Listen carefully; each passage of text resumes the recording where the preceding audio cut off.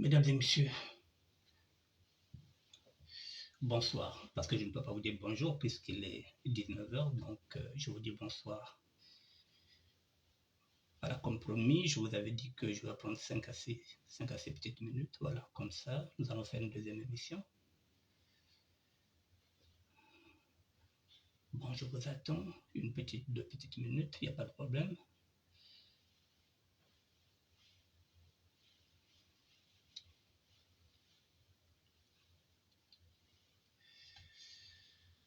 Bonsoir, bonsoir, mesdames et messieurs, faites-moi signe si vous êtes connectés.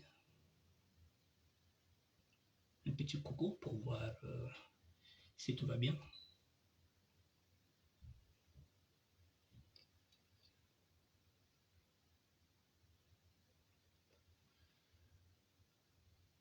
Faites-moi un petit coucou, il est 19h08. Comme ça, je vais commencer à 19h10 dans 2 minutes.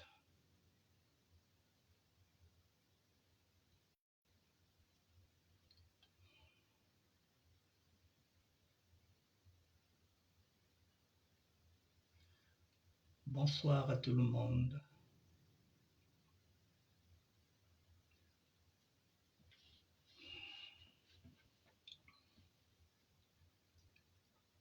« 19h09, 19h10. 19h10, je commence donc dans... Oh là là. Dans 1 minute.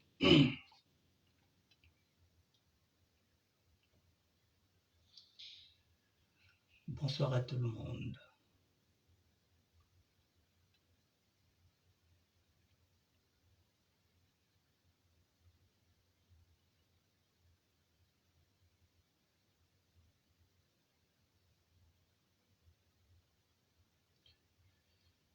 Bon, il est pratiquement 10.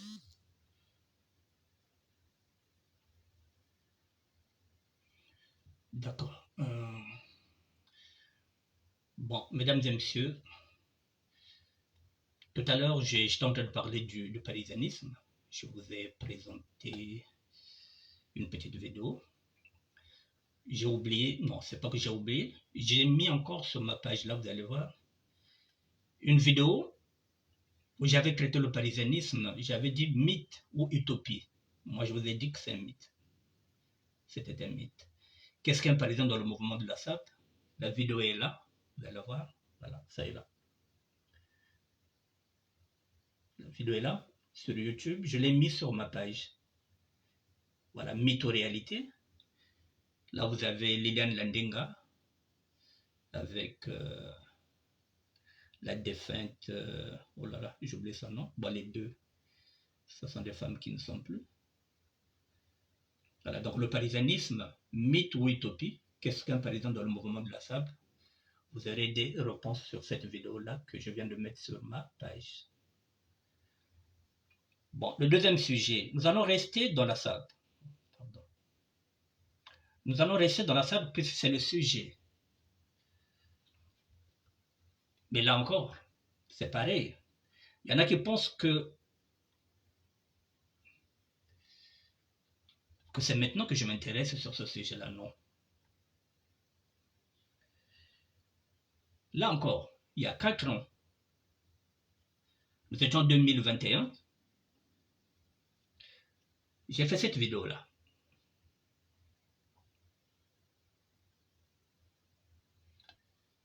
Intitulée « Où en est le mouvement de la SAP après 99 ans d'existence, de 1922 à 2021 ?» Voici ma réflexion et à l'intérieur, je vous donne ma réflexion. Donc, j'ai déjà posé la problématique. En 2021, aujourd'hui nous sommes en 2025, où en est le mouvement de la SAP après 99 ans d'existence, de 1922 à 2021? Voici ma réflexion. Moi, au moins, j'apporte ma réflexion, qu'elle soit bonne ou pas, qu'elle soit fondée ou infondée, au moins je cherche, j'essaie de trouver des failles, comment remédier. Moi, au moins. Alors maintenant, je vous le dis, que ce mouvement-là, depuis 1922, à l'exception de 5 ou 6 intellectuels qui se sont collés sur cette problématique. Justin Gondoulou, le grand sociologue, qui était le premier à faire référence de ce mouvement-là. Justin Gondoulou. À part lui, Gilbert Goma, Alema Bankou, Elvis Ejemakwezi, qui a écrit le dictionnaire de l'APSAP. Ils sont peut-être à peine 5 ou 6 intellectuels qui ont écrit sur ce mouvement-là, qui ont fait de la recherche pour nous apporter quelque chose. Ils sont au moins 5 ou 6. De 1922 jusqu'à ce jour, moins à peine, même pas une dizaine d'intellectuels qui ont fait des recherches sur ce mouvement-là, qu'ils appellent le mouvement. C'est la raison pour laquelle les mêmes intellectuels sont en train de regarder Sassou diriger, gouverner, avec de la ruse, en achetant leur conscience. Ils n'arrivent pas à le détrôner. Ils n'arrivent même pas à s'entendre pour voir comment ils peuvent se débarrasser de Sassou. Plus d'un siècle, mesdames et messieurs, il y a à peine au moins 5 ou 6 Congolais qui ont écrit sur la SAP, qui ont fait des travaux sur la SAP. Maintenant, nous qui vivons ce mouvement-là, nous essayons d'apporter des améliorations. Et non, c'est à nous qui viennent s'attaquer. Mais ils proposent quoi? Quels sont leurs travaux? Hormis ceux-là que j'ai cités, qui ont des livres. C'est encore moi, le sapeur du terroir, qui pose la question, qui peut sauver la soldate SAP? Soldate, parce que la SAP est au féminin. Qui peut sauver la soldate SAP? Les intellectuels? Les sapeurs de terroir ou l'État congolais? J'ai posé la question là, avec la photo du vieux Lamam, comme référence en matière de SAP, puisqu'il est dans ce mouvement-là depuis 1958. J'ai posé la question. Ils étaient où les intellectuels? Pourquoi ils ne sont pas venus répondre à cette question-là? Qui peut sauver la soldate SAP? Est-ce que ce sont les intellectuels? Est-ce que ce sont les sapeurs de terroir que nous sommes? Ou bien l'État congolais?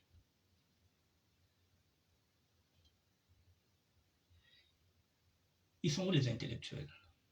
Lorsque je pose cette problématique-là, ils sont où? Ils sont aux abonnés absents. Ils attendent la récupération. Mais dès que vous venez avec un sujet, vous venez parler de ce que vous avez vécu, non. Ils viennent faire du verbiage, c'est-à-dire ils vont utiliser des gros mots pour dire que mais oui, mais notre doctorat est nani. On s'en fout de vos doctorats. Un mouvement wa beno wa babeto bongata jolo bongata luka mouvement. Mouvement vanda ya beno. Bet bakaya mouvement ezela ga binot. Biso to kabaya ngo. Et comment est biso? Pour vous dire, mesdames et messieurs, le sapeur du terroir que je suis, je ne me limite pas à ça. Je l'ai dit. Il y a 4 ans, aujourd'hui nous avons un problème de bébé noir. Il y a 4 ans, j'ai posé la problématique. Elle est là, il y a 4 ans. En tant que sapeur du terroir, j'ai posé la question. Bébé noir au Congo-Brazzaville, qui est responsable? L'État congolais, les parents, j'ai posé cette problématique-là. Elle est là. Les faits sont têtus. Je ne suis pas un intellectuel, mais je m'intéresse à tout ce qui se passe. Le phénomène que vous découvrez aujourd'hui, j'ai posé la problématique. Ils étaient où les intellectuels pour venir intervenir sur ce débat-là? Personne. Les bébés noirs au Congo-Brazzaville, qui est responsable? L'État congolais, les parents? Parce que ces gens-là, ils viennent et nous disent, mais oui, vous ne parlez que de SAP. Non, moi je ne parle pas que de SAP. Les bébés noirs que vous découvrez aujourd'hui, je l'ai déjà traité ce sujet, il est là. Parce que vous ne réfléchissez pas avant. Dans la Bible, il est écrit que l'homme prudent voit le mal de loin. Je savais déjà que ça allait porter un problème. Il y a 4 ans de cela, j'avais déjà posé cette problématique-là.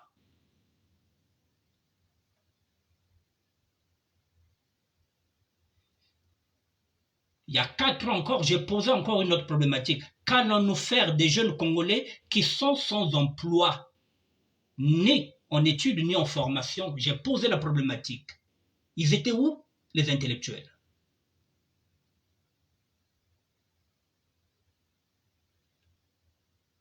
C'est le sapeur du terroir. Est-ce que là, je parle vêtements? Est-ce que là, je parle griffes? C'est à eux de poser ces problématiques-là. Mais comme ce sont des intellectuels corrompus par l'État, qui leur donne un peu d'argent, au lieu d'éclairer le peuple, non? Ils sont là à chercher des pouces sur les sapeurs. Voilà. Qu'allons-nous faire de ces jeunes Congolais-là? J'ai posé la problématique. Alors, les bébés noirs, puisque nous y sommes, j'avais des textes sur ce sujet-là. Aujourd'hui, ces intellectuels, les mêmes, sont étonnés de voir maintenant qu'il y a un problème de bébés noirs.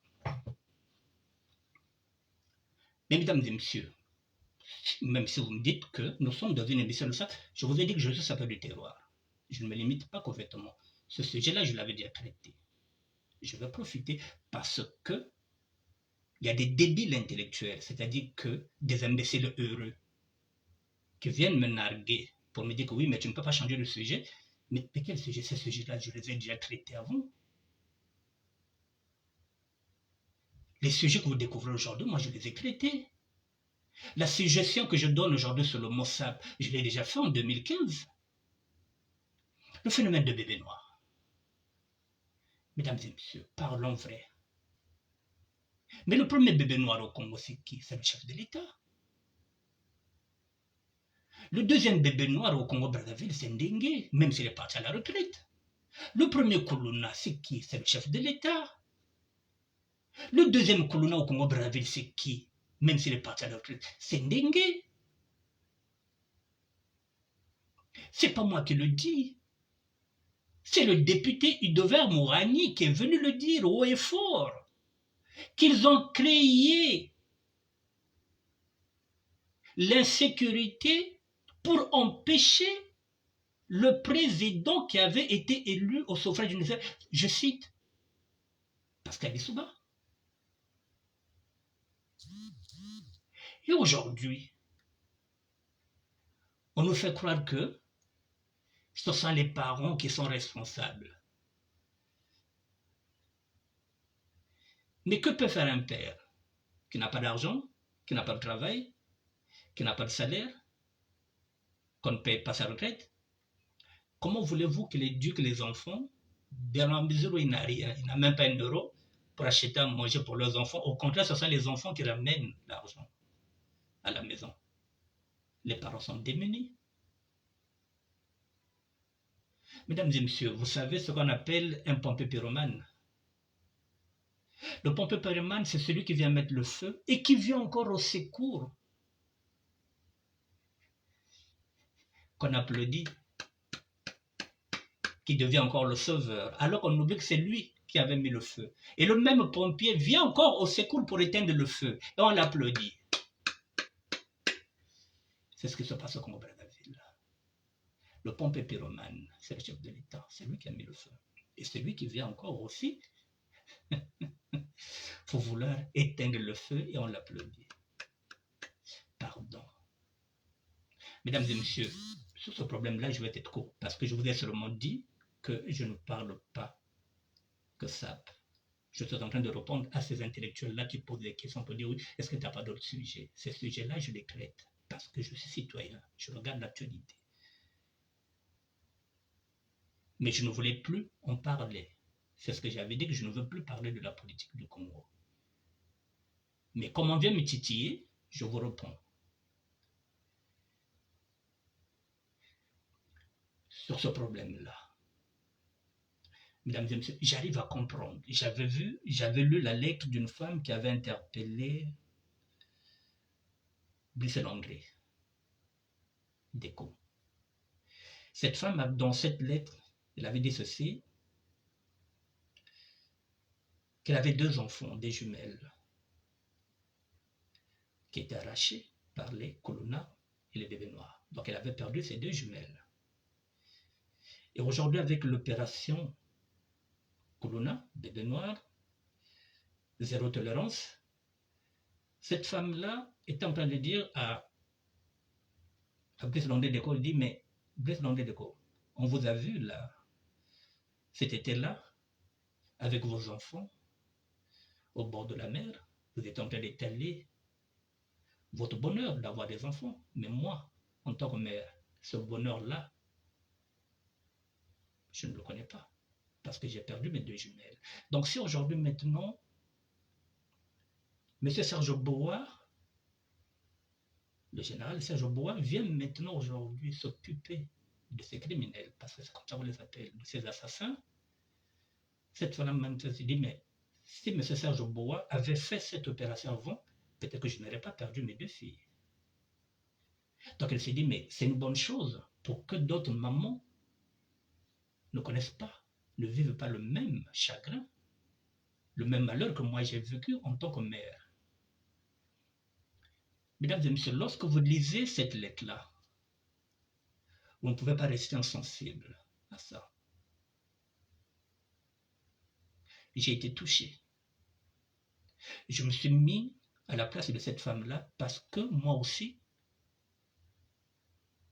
je suis père des jumelles. J'en ai 2. Je me suis mis à la place de cette femme-là. Si ça m'était arrivé moi, que j'ai perdu mes jumelles parce qu'elles ont croisé les bébés noirs ou les colonna, j'allais avoir le même raisonnement. Même si je suis un chrétien catholique pratiquant, je suis un évangéliste, mais je suis un humain.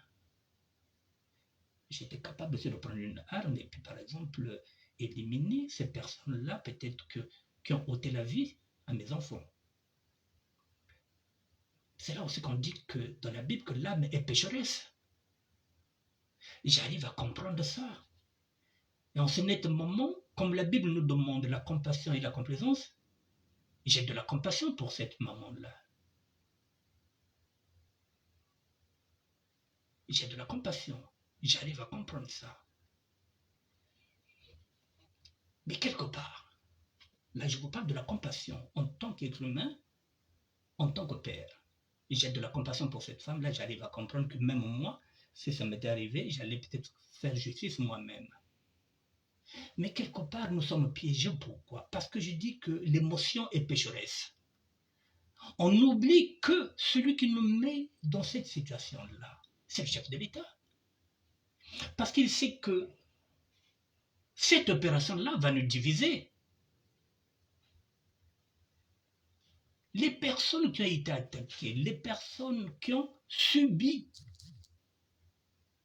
les massacres des colonna et des bébés noirs ne peuvent qu'approuver, et c'est une légitimité. C'est normal. Ce sont ces personnes-là qui ont subi. Nous sommes loin, par exemple, nous sommes en France. Ces personnes-là sont sur le terrain. Mais comme nous aussi, nous vivons dans des pays démocratiques, dans des pays de droit, nous nous disons que si on en est arrivé là, c'est la faiblesse des institutions. C'est parce que ce n'est pas un état de droit. Si c'était un état de droit, et que la justice était équitable pour tout le monde, ce n'était pas 2 poids 2 mesures. Avec la loi, je pense qu'on aurait réglé ce problème-là. Mais lorsque vous êtes dans une république où on commence à prendre un être humain et en faire une brochette humaine, aux yeux et aux su des policiers. Donc, je te demande, comme je suis entendu.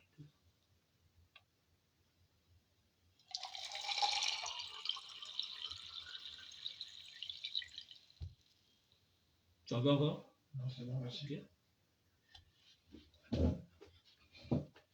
Une société où la population commence à faire justice elle-même, elle commence à faire des brochettes humaines.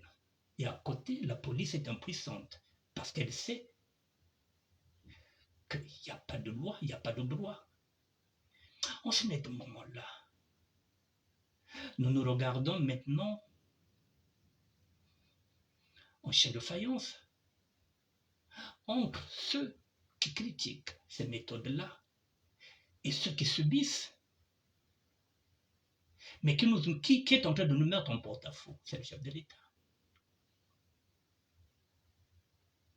Lorsque vous avez des gens comme des Zidane, je ne sais pas comment on l'appelle, des gens qui ont volé des milliards et des milliards, qui n'ont jamais été en prison,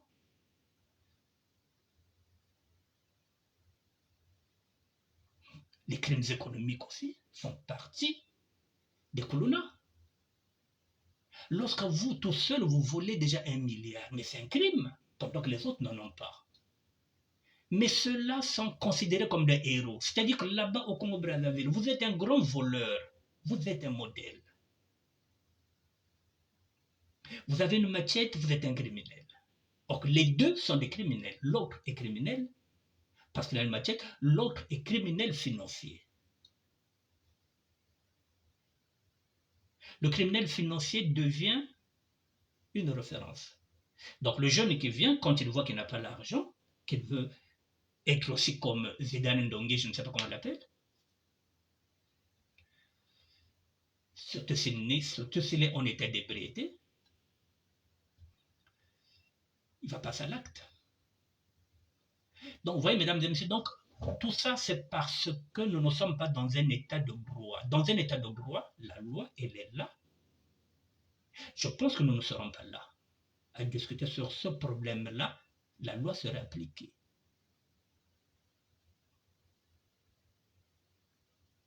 Et comme nous ne sommes pas dans un état de droit, chacun fait la loi à sa manière.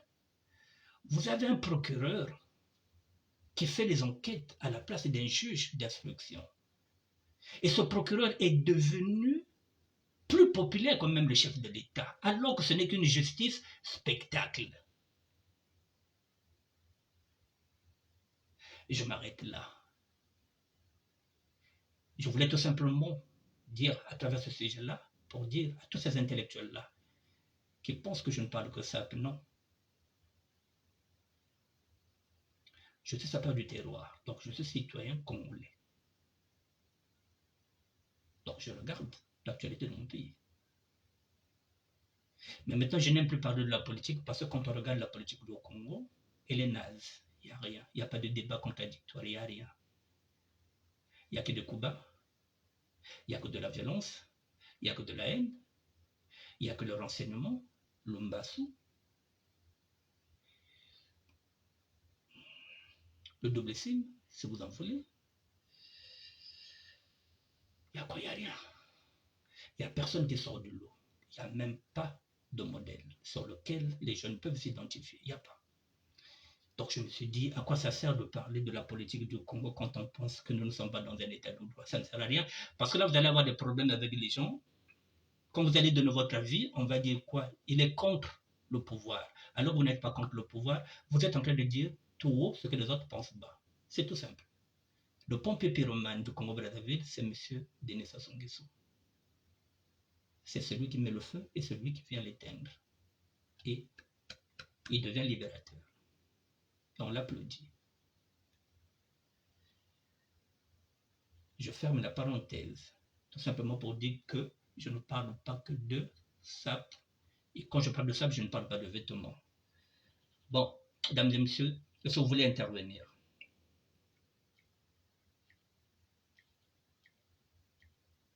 Sur les deux sujets que je viens de mettre ici, le palisanisme. Est-ce que vous voulez intervenir? Voilà, donc pour terminer,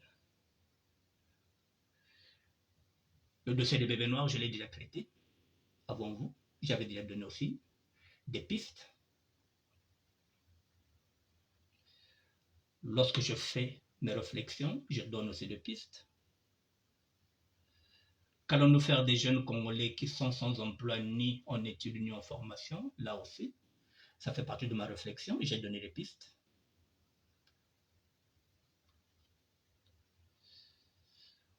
Où en est le mouvement de la SAP après 99 ans d'existence de 1922 à 2021? Ma réflexion aussi, je l'ai donnée, elle est là.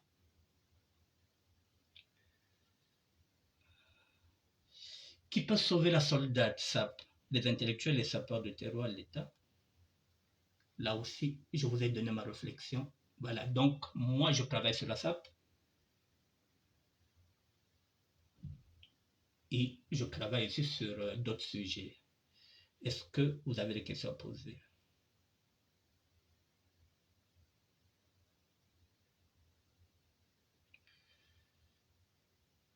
Est-ce que vous avez des questions à poser?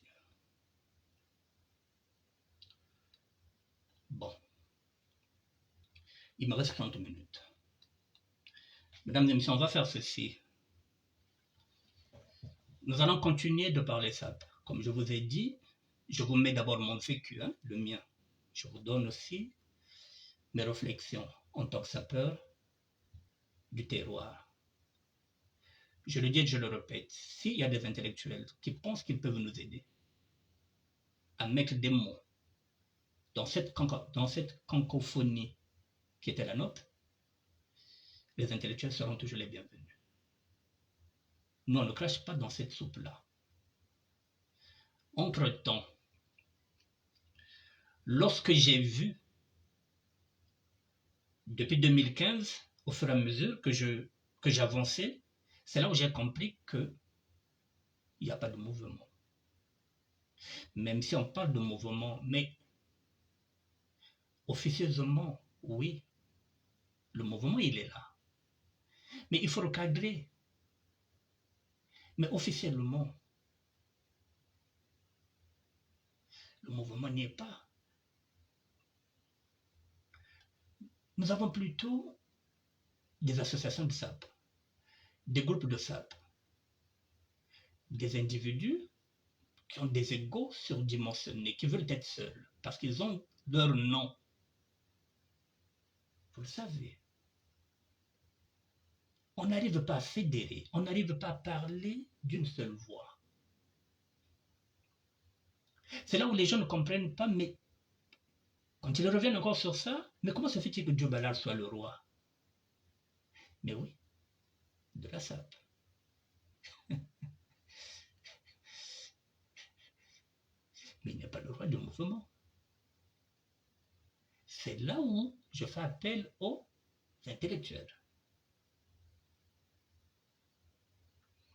Et quand je parlais tout à l'heure de Jack Tabazo, même Jack Tabazo, quand on lui disait, ah, le Jack, mais il vrai playboy, il a crack, ah, ouais, mais moine.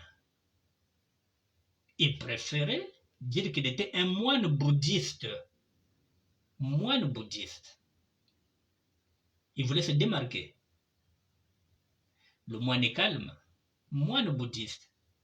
Et au Congo-Brazzaville, comme la théorie, ah, mais moine, ah, mais moine. Moine, non. Moine bouddhiste. Il voulait se démarquer. Même si aujourd'hui vous demandez Jack Tabazo, si vous lui dites que, ah, un vrai sapeur, il va dire, oh, biga samami. Donc je vais faire ceci, mesdames et messieurs, ensemble, comme j'ai dit, nous allons avancer. Je vous mettrai les photos des Parisiens les plus célèbres qui ont vécu le mythe du parisianisme. Je vous mettrai les photos, peut-être demain, peut-être après-demain. Je vous mettrai les photos. Et si vous en connaissez aussi d'autres Parisiens que vous savez, que vous dites que ce Parisien-là avait fait fureur, et peut-être que moi je n'ai pas les photos, vous m'envoyez les photos, on va les publier. Nous allons faire un album des Parisiens. Quand j'ai des Parisiens, ce sont ceux qui ont vécu le mythe. Et quand je parle de ce mythe-là, Jimmy Kidiba est dedans. Modeste Nkwankwa est dedans. Zone Parisien za Sarloise, za Nani Bébé. Amateur Kolela. Mvangana. Mukalu Galimar. Mabea. Durand Marcel. Nonongando. Sankula Gabeto.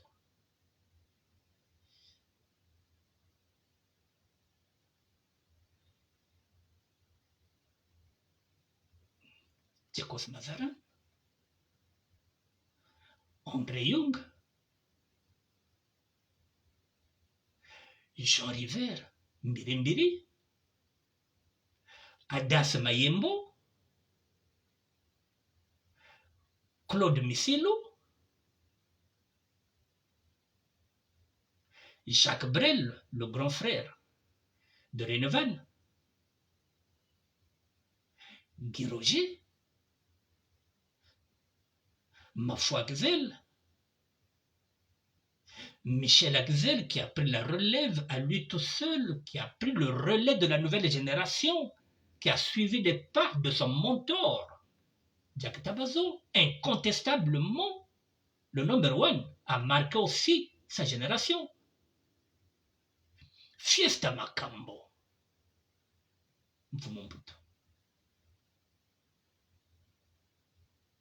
Font partie de ces Parisiens-là qui ont brillé. Mouchetou Kaveve.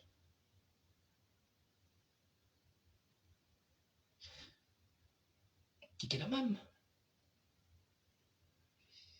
Jean Dieng. Franchement, l'Afrique est vraiment maudit. Pendant que les autres parlent de l'avenir de l'Afrique, celui-là parle des vêtements. Pour l'Africain. Jean Dieng, moi je vous avais déjà répondu. Je ne sais pas si vous avez lu ça. Je vous avais dit que je ne parle pas vêtements. Je suis en train de faire de la pédagogie du mot sap. Ou c'est vous qui comprenez mal le français. Je suis en train de faire de la pédagogie du mot sap. Je suis en train d'expliquer le mot sap.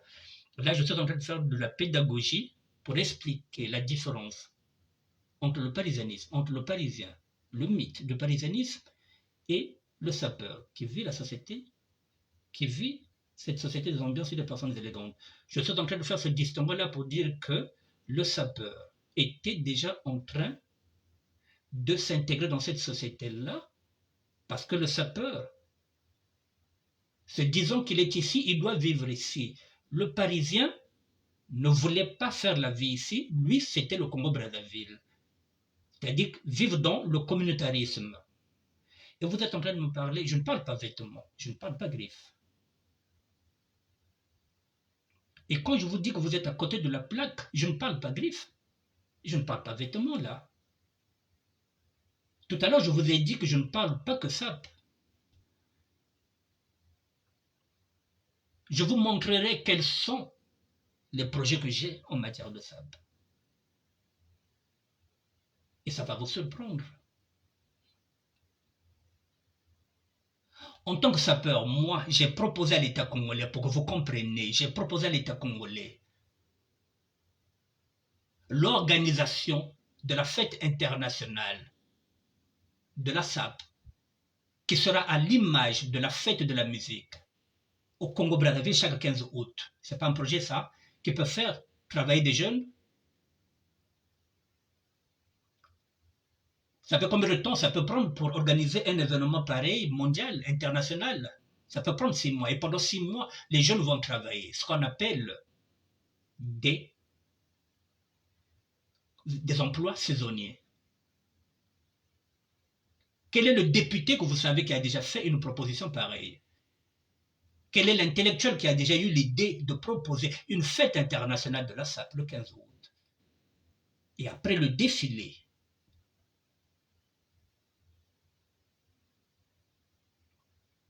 je suis en train de proposer encore une exposition universelle des photos.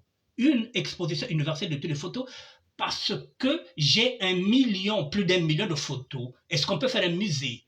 Est-ce que ce n'est pas un projet, ça? qui peut faire rentrer de l'argent à l'État congolais, un musée avec 1 million de photos de tous les sapeurs de tous les continents. Moi, je les ai. Un musée. Est-ce que vous comprenez? 1 million de photos. J'ai toute une banque des images.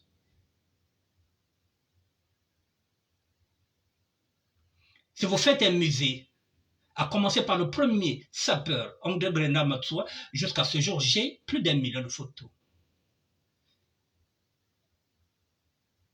Ça ne vous interpelle pas?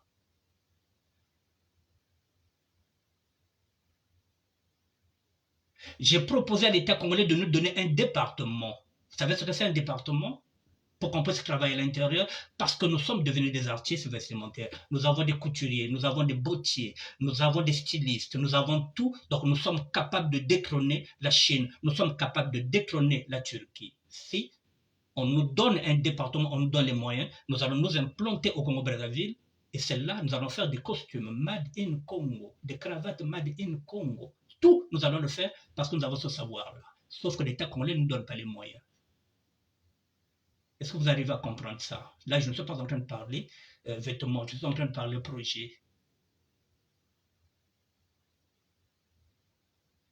Je vous donne encore un autre projet.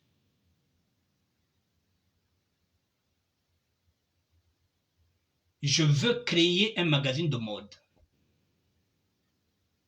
Pardon, je vais faire un lapsus. Je vais créer un magazine de sap. Parce que la sap et la mode, c'est deux univers différents. Un magazine de sap qui n'existe pas. Vous avez le magazine de mode.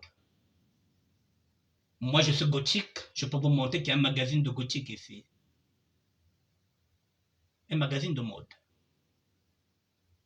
Ça existe. Est-ce que vous avez déjà vu un magazine de sap? Eh bien, qu'on nous donne les moyens. Et ça ne fait pas partie du projet? Quel est l'intellectuel qui vous propose un magazine de sap? C'est encore nous, les aventuriers. C'est encore nous qu'on traite de débiles. Vous avez déjà 4 projets là. Magazine de sap pour détrôner le magazine de mode. Un département où nous allons nous retrouver tous pour travailler, le Made in Congo. Je l'ai déjà dit, nous sommes des costumivores. Nous sommes des consommateurs de costumes. Nous pouvons les fabriquer nous-mêmes au niveau du Congo-Brazzaville et qu'un costume ne dépasse pas 100 €. Personnellement, en 2020, j'avais demandé qu'on puisse nous créer les tenues du défilé de 2020. J'avais demandé à l'État congolais de nous donner ce marché-là, qu'on puisse créer, qu'on puisse coudre les tenues militaires, au lieu d'aller donner ça encore à d'autres nations. Même les bottes que les militaires portent. On peut donner ce marché là-bas au grand l'autre là, Philippe Assampi. Il est bottier, il peut le faire. Ce n'est pas le projet qui nous manque, c'est la volonté politique qui n'est pas là. Un État doit accompagner. À supposer que j'étais un ingénieur et que j'étais en train de faire la recherche et que j'ai trouvé la matière, est-ce que l'État congolais pouvait me donner les moyens ou pas? 1 million de photos, est-ce que ça vous interpelle ou pas? Un musée de sap, une exposition universelle de toutes les photos des sapeurs du monde entier. 1 million. Et vous croyez que si vous avez un espace comme ça, vous croyez que le tourisme ne viendra pas? Et qu'on écrive là-bas, par exemple, Maya Maya. Bienvenue à Maya Maya, la ville des sapeurs.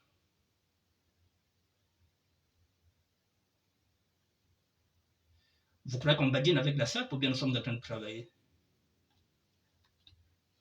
Puisque vous êtes là, vous êtes nombreux. les sapophobes, les gens qui détestent ceux qui essaient d'apporter des idées. Je vais vous mettre encore sur un fait accompli.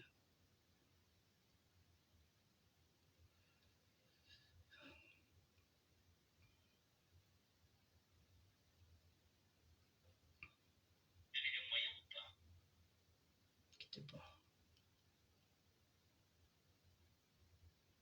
Lorsque vous parlez, il faut savoir parler. Vous croyez que nous sommes des ignares, qu'on n'apporte rien à cette communauté-là. Nous proposons, mais sauf que l'État nous stoppe. Si vous êtes là sur des faux comptes, ce n'est pas mon problème.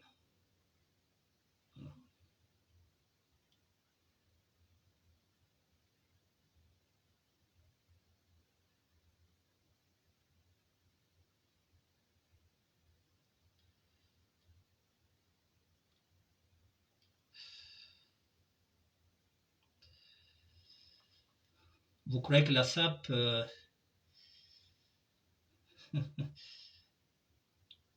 Mais je vous ai dit que la SAP se vend mieux que l'autre là, que le pétrole.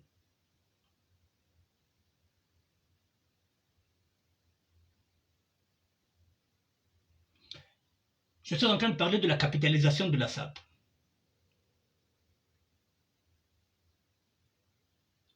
Si vous êtes un intellectuel, la capitalisation de la SAP, je parle de la capitalisation. Quand j'utilise déjà le mot capitalisation de la SAP, si vous êtes un intellectuel, ça vous interpelle. Qu'est-ce que la capitalisation? C'est pour que désormais que le sapeur ne soit pas indépendant, que le sapeur ne soit pas seulement celui qui va aller acheter, mais que le sapeur soit maintenant celui qui doit produire, qui doit maintenant capitaliser, qui va gagner de l'argent maintenant.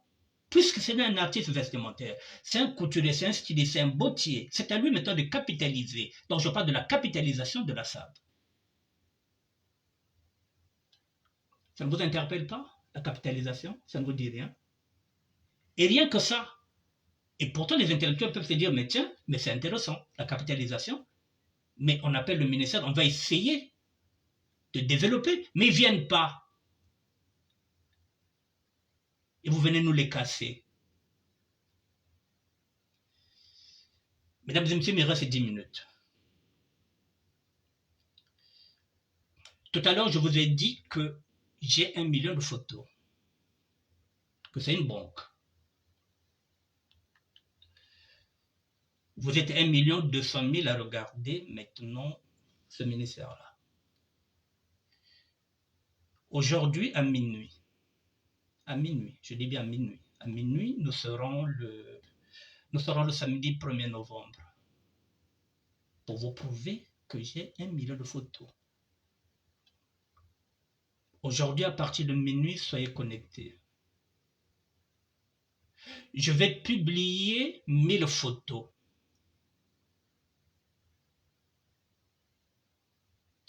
Ce que je viens de dire, pour publier 1000 photos, je vais publier 20 albums photos à raison de 50. Chaque album contiendra 50 photos. 10 albums, ce qui fera 500 photos. 20 albums, ce qui fera 1000 photos. Je vais le faire aujourd'hui à minuit. Dès qu'on arrive à minuit, ce sera 1h du matin. Demain, je ne ferai pas de direct. Dimanche, je ne ferai pas de direct. C'est-à-dire demain samedi, à partir de minuit, je vous donne 1000 photos des sapeurs. Je ne prendrai pas les photos d'aujourd'hui. Je vais aller puiser dans ma banque des images. Je vais faire 20 albums photos aujourd'hui à minuit. Nous serons déjà le 1er novembre. Je ferai 20 albums à raison de 50 photos par album. Je vous donne 1000 photos aujourd'hui. Demain, dimanche, je ne ferai pas aussi de direct. Je vous mettrai encore 1000 photos.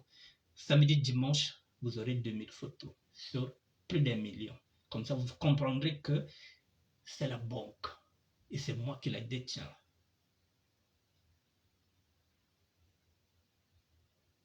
Mesdames et messieurs, au plaisir. On est ensemble. Nzambe kabaneno, Nzambe kabaneto, Nzambe vana na beno, Nzambe vana na beto, Nzambe azala na bino, Nzambe bazala na biso. Que Dieu soit avec vous, mesdames et messieurs, et que la paix du cœur soit avec nous et avec nos familles. Ce soir, à minuit, je ferai 50 albums. Et je ferai 20 albums à raison de 20 photos. Je vous fournirai 1000 photos ce soir. Demain dimanche, et dimanche plus tôt, je vous fournirai aussi 20 albums à raison de 50 photos par album. Donc samedi, vous aurez 1000 photos. Dimanche, vous aurez 1000 photos. Et s'il faudrait que je vienne encore vers vous, ce sera peut-être lundi ou bien mardi. D'ici là, mesdames et messieurs, que la paix du Seigneur soit avec nous. Merci à vous.